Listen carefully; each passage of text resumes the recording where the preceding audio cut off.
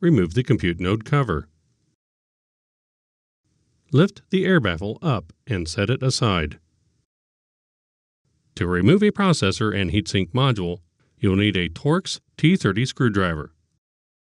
Fully loosen the numbered captive fasteners on a processor heatsink module in the removal sequence shown on the heatsink label. Loosen fastener number 4, then 3, 2, and then 1.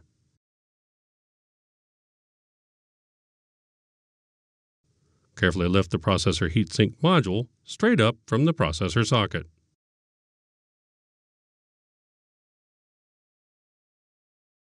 With the processor facing up, locate the pry notch and disconnect the nearest retainer clip. Place a standard head screwdriver into the notch near the clip and carefully twist the screwdriver counterclockwise to loosen the retainer from the heatsink. Disconnect the remaining clips in counterclockwise order. Grasp the retainer by the edges and lift straight up to separate the CPU and retainer from the heatsink. Leave the CPU in the retainer and place it in the appropriate electrostatic protective packaging.